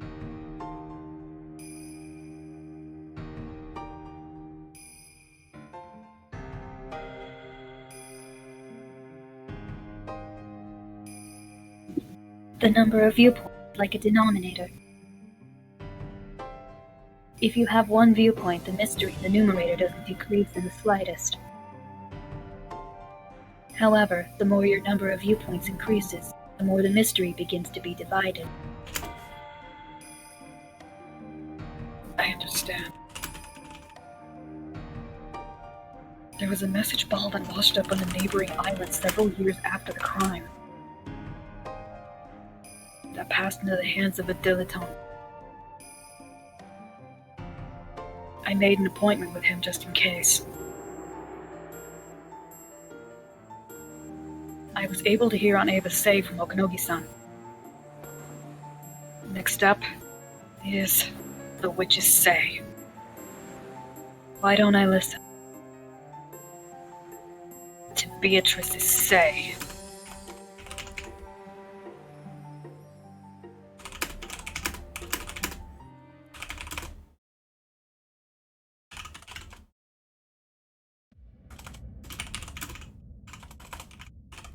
Dawn of the first day. Are we gonna keep rolling? Because Is this one long? I mean, yeah, like each episode's at least like an hour long. Yeah, I will state this, episode 4 is pretty fucking long. I'm good with calling it there. If anybody else wants to get on going though. I'd be Unfortunately, okay with that. We have a lot of information dispensed at this point. Yep. Alright, in that case, I'm gonna go pee. I'll be back. I have a turn. Alrighty then, well then in that case, we're going to switch into discussion mode. Oh yeah. Oh, my ears. Let me just get shit ready to fucking go. Also, make sure. You will be judged, and you will be played silenced. Big That's just save, fucking big wild. save. Good to go. Alright, cool. Close task. Gotta put on some funny music in the background. Put on like the Gale. Yeah, sure, why not?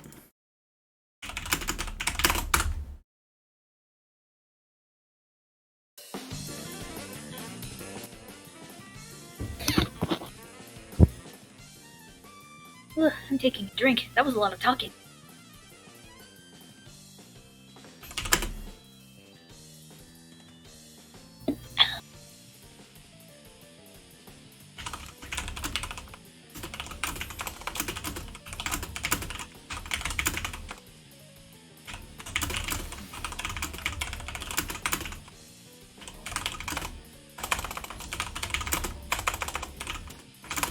Alright, I'm back. Alright, Awesome. anything of note? Anything of what? Anything Of of note? I was kind of zoned out a lot during that, so like most I got was like so the sister of Kyrie wants to get her. Kasumi. Yeah, Kasumi Kasumi went. wants to get her. Okanogi is on Anji's side.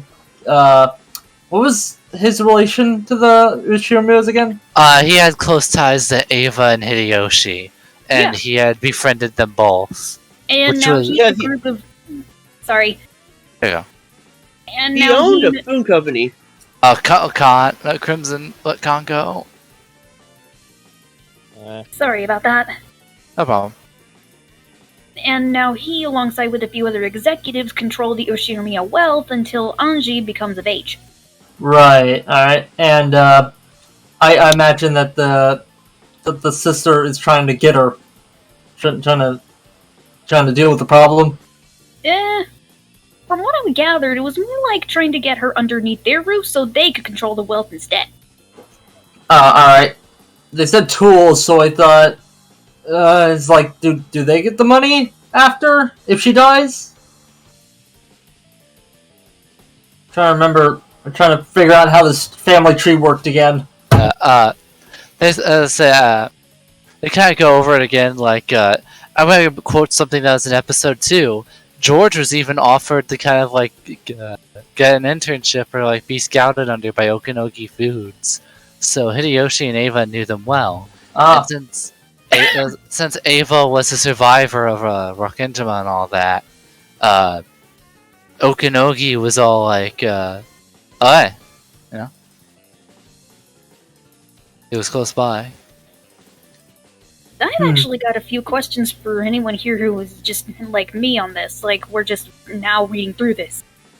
Did you guys actually see another family, like the Sumaderas, coming in like this? This is all new. I'm not surprised, but I didn't see it coming. Crimson? Not really, but I kind of expected something like this because, you know, rich people like to date other rich people. Huh? What you mean to say is that, like, you saw an inheritance and you thought that the Shiromiyas wouldn't be the only people trying to put their stake in the claim? More or less, yeah. Yeah. So that was more of your line of thinking. Although that's Kyrie Sumadera, meaning they've actually had a falling out with Kyrie, and the only reason they're interested now is because her daughter, whom they've probably disowned at this point, or just hated despite it, are only in it for the money. Japanese family thing is kind of weird. Other families adopt their children's spouses. Yeah, I know about that practice. Just as weird as anything else you can imagine. Yeah. Also, if the family is radically falling apart, it would make sense. Well, the Sumaderas, of course. It would make sense for them to go ahead and go after the Ushirimiya wealth and Angie. Fuck. My tongue does weird things. I can't even say Chernobyl without doing Chernobyl. Chernobyl. Chernobyl? Chernobyl. I don't know why my tongue just keeps going that way. Wait, are you trying to say the Ukraine thing, or? No, that's just how I've always said it, even when I was younger. I'm just wondering what word you're trying to say. Is it Chernobyl? Yes. Oh. Chernobyl. It's like cherry. Cherry. Yeah, chur. Atomic cherry. Noble. Noble. Yeah, Chernobyl. Chernobyl. Fuck! Sure, but you don't have Try to it. say with a Try Russian saying it. accent. Try saying it. T-U-R. Umineko, Sorry. discussion. So yeah, and do you have any thoughts, anything that stuck out to you, or anything you're remembering that you didn't think about before? This is something that even Bone, help me out with this here. Huh? Huh? Alright. I'm helping. Something Okanogi said earlier. What? He said something about how Ava was found at least 2 kilometers away from where everybody else was from an accident, and that she was found in Kumadorian. You remember that mansion, right? Right. I take it that's like the Beatrice mansion that she was locked in? Yeah, the one that was hidden with the humongo fence. Yeah, that one. What do you think means if she was hiding out in Kumadorian and the rest of the family members were dead? Wait. Isn't it Kuadorian? I thought it was Kumadorian. There is a W. That's Oh, so it's Kuwa, not Kuma. No. Huh. Anyway, I mean, I don't know. She was hiding out there. Maybe just waiting for the whole thing to pass over. I assume the gold was there. Wait, say that again. I assume the gold was there. Yo, I just got a brain blast. Alright. I kind of figured that the gold was hiding out in the Beatrice mansion. Actually, that does make a lot of sense. Oh, it was like I immediately thought it. I kind of just figured, this is where the lady herself is, so it's probably where the gold is. It's probably where she hangs out. The greatest treasure he left behind. Yo! Okay. Bone, you're a genius! No, I'm not. What I think of. What am I a genius over? For finding out and knowing that the gold was in that mansion. I kind of just figured it was obvious. Maybe I'm being mean by saying that, but that's I honestly thought that it was inside of the main mansion, but underground. No, I didn't think that, because it's kind of separate and a third location. It was hidden place. It's probably where Eva hung out, around the gold. She's probably looking at it, probably twinkling her fingers, probably chuckling to herself madly because her entire family's dead. Yeah, that is true. She did go nuts. I mean, like the son, her son and husband kind of died. Yeah, but she seemed pretty happy after she held that gun to Battler's head. I think it's safe to say that was a psychotic break. Yeah. Also, it's implying that the accident might have been the whole building basically exploded or something at that point. What? Con. Yo.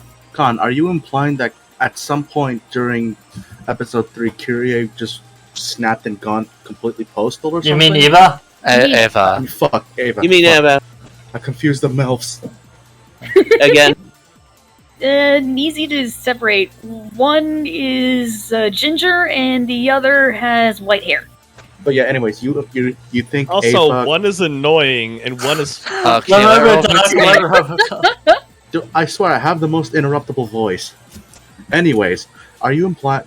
do you think Ava at some point snapped and went completely postal or something? If you look at it from a non-magical perspective, it's pretty... it could be seen that Ava could have just had a psychotic break whenever she found the gold and solved it. Greed drives people to do some insane shit. I was really tempted to interrupt Roboot and say that Zaz has the most interruptible voice, but I felt like that would have been a mean. I mean, to bring up an old Russian novel into this, has anyone here read Crime and Punishment? Yeah, I don't kind read. of. I might have forgot. I've considered reading it. You should. It's very interesting. Is it fun? Yes, actually. Oh, hell yeah. And it actually deals with this. There's something involved with that my professor talked about with that. It's called kaleidoscopic perspective. Sounds familiar. Viewing a story from multiple points all in the same person. All you have to do is... Huh? Oh, you go. I'll say it afterwards. All you'd have to do is shift your perspective to find that hidden story. Or at least see something that you hadn't seen before. This involves earlier, or actually later in the chapter... One second, I have it right here. Can't reach the truth because you've already set it inside yourself, so it's pointless to look for a different truth when you know the truth inside of you is your own truth. But, if you shift your perspective, a new truth is unveiled for you. May I speak a quote from episode 3?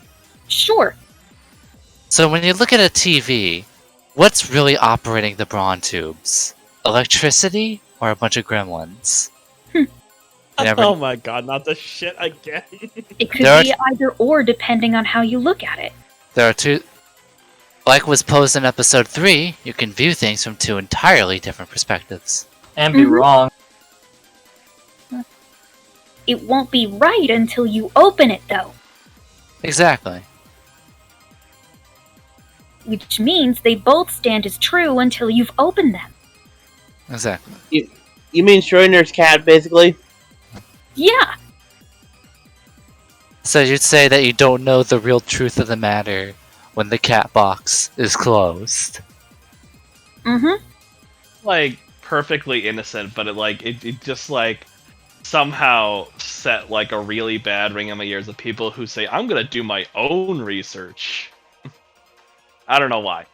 I mean, it's still good to do your own research, but that's beside the point.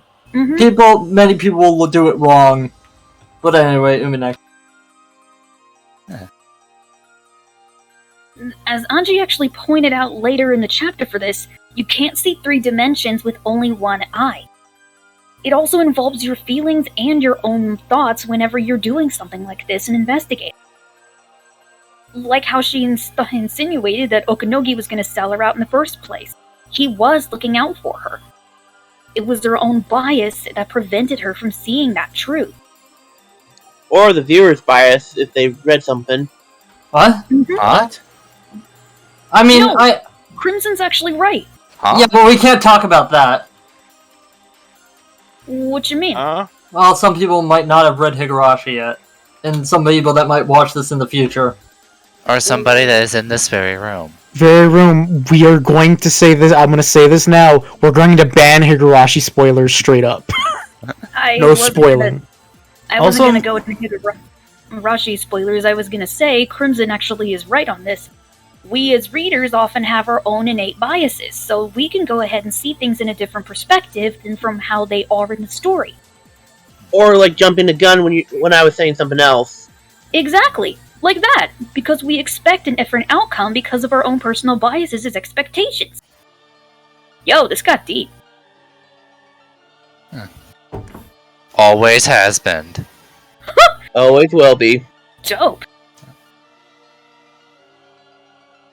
Yeah. So as you're saying that, so you're saying with like 2 different perspectives. And like with Okanogi and all that, like 2 people talking about the same thing could have totally entirely different perspective despite having the exact same amount of information. Bingo. The way my professor described it was like 2 separate colored shapes being held over something.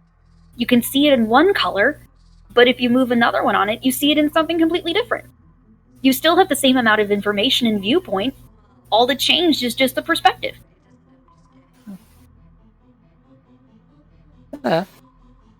To be like that. Sorry, did that make sense? Or... Oh, no problem. That was to say, I actually got that. Cool. Yeah, I got that too. Thank you, Professor Anderson.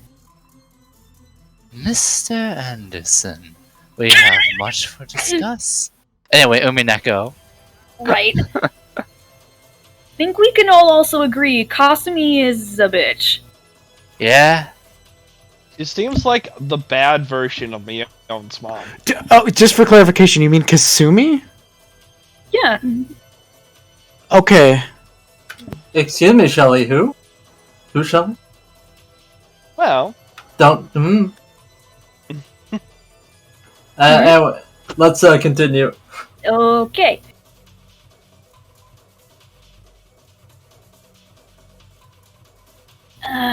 Where was it? There was also something else she touched on here. The truth of the future wins against the truth of the past. This has been proven time and again, even in reality. What was true before is not true now because we've replaced that truth. Yeah, that's definitely been happening a lot lately, but yeah. I feel like this is a pretty good point to actually have in the 4th chapter right before we get to the answers.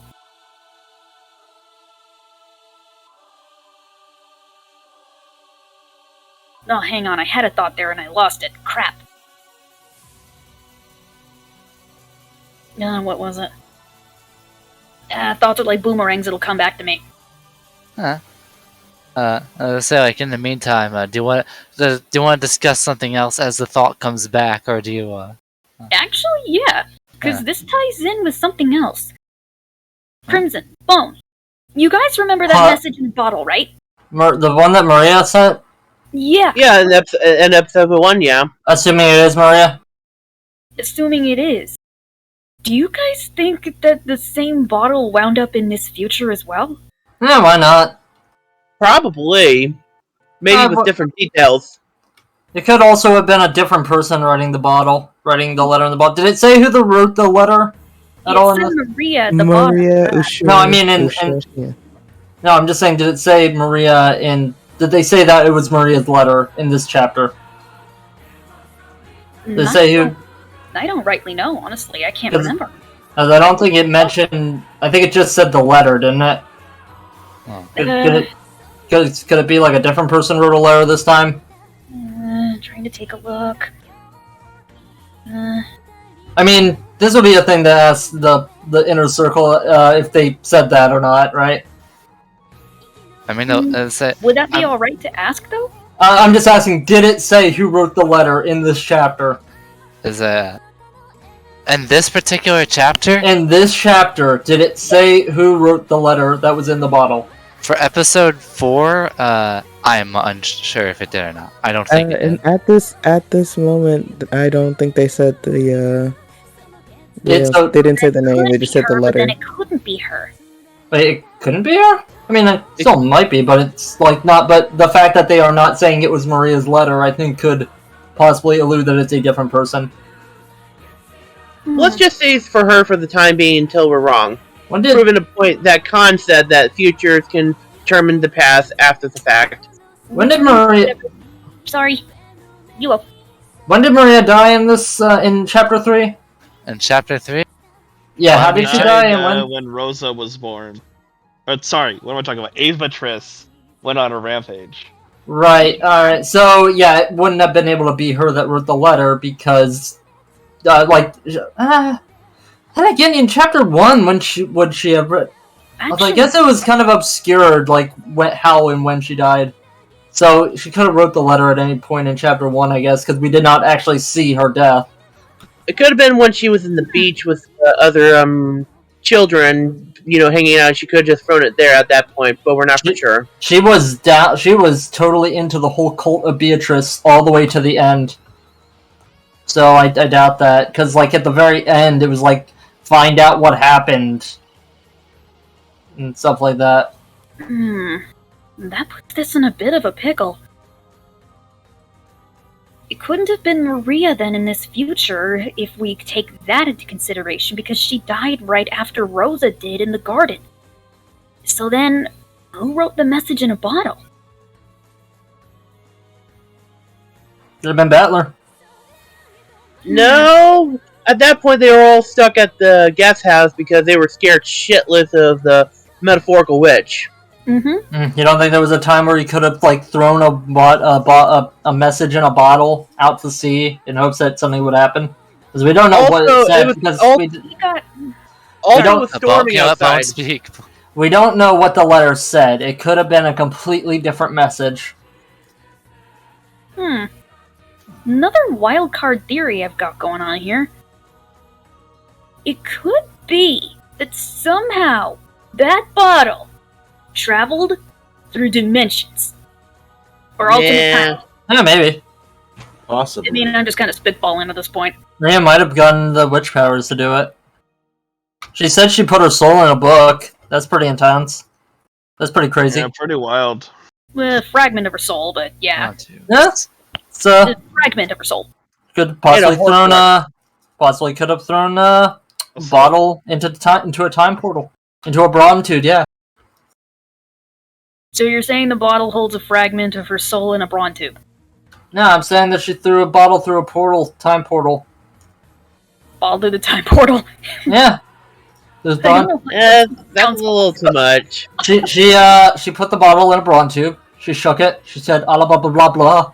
Humna humna humna humna, and then tossed it through a time portal. I don't think that's how it works. Humna.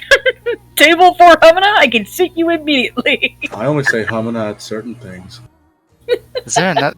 Yes, you would, but Is there another Robo. perspective one might have Crimson, on how many this? times have you gotten my name wrong?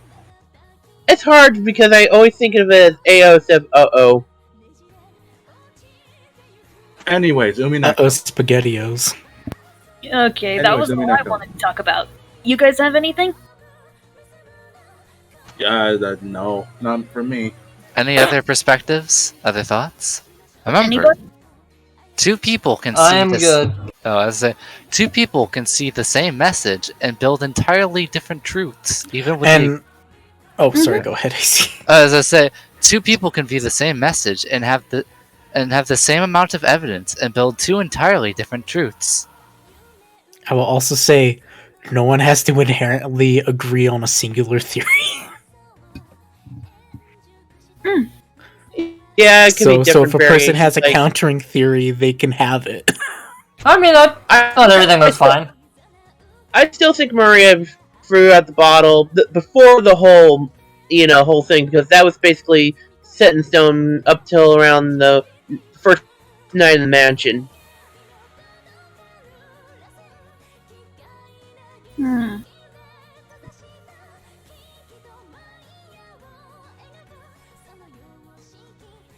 Is that pretty much it? I'm good.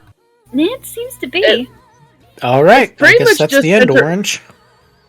All right, that's the end. Okay then. At least for now. We're never doing Umineko. Yeah, I get it. I will. Yeah, I will don't- murder don't- you don't- if don't you get don't that let me hard. get to my son. You did. Wait, didn't you already get to your son? Oh yeah, I did. All right, Umineko over. We got to his son. All right, Umi over, everybody. Good night. No, but we still have to find out what happened. There's I was also joking. There's no. It's over. Oh, it's we were over. joking. He was You're kidding. ruining it. It's over. I'm kidding. That's it for tonight. I guess Oh, okay. we will continue on Friday. Good night, everybody.